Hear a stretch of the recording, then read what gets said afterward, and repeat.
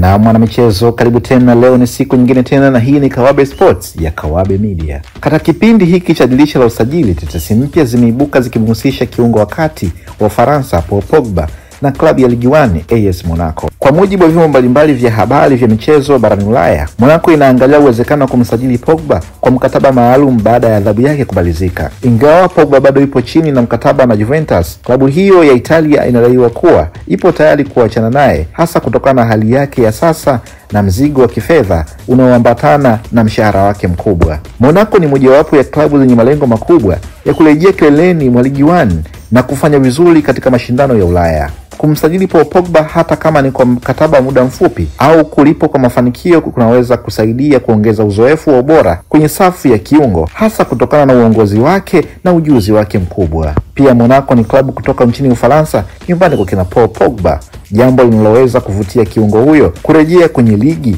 alipopata umaarufu wake mwanzoni kabla ya kwenda Manchester United. Licha ya tetesi hizi, kuna changamoto kadhaa zinazoweza kuzuia usajili huu. Moja ni adhabu ya kufungiwa. Paul Pogba alifungiwa miezi 4 kwa matumizi ya dawa zilizopigwa marufuku na bado anakabiliwa na mashtaka yanayoweza kuongeza muda huo hadi miaka 4. Lakini la pili ni hali ya kiafya na kiwango chake. Kumekuwa na maswali kuhusu hali yake ya mwili Paul Pogba kutokana na majeraha ya mara kwa mara na ukosefu wa mechi za ushindani. Lakini la tatu ni mahitaji ya mshahara. Monaco inaweza kulazimika kuvunja muundo wao wa malipo iwapo wataamua kumsajili mchezaji huyo. Hadi sasa hakuna uthibitisho rasmi kutoka kwa Pogba au AS Monaco kuhusu uhamisho huu, lakini uwezekano wa kiungo huyo kurejea Ligue 1 hauwezi kupuuzwa. Kama Pogba atarejea katika hali yake ubora, anaweza kuwa nyongeza muhimu kwa Monaco, sababu inajitahidi kurudisha heshima yake ndani na nje ya mipaka ya Ufaransa.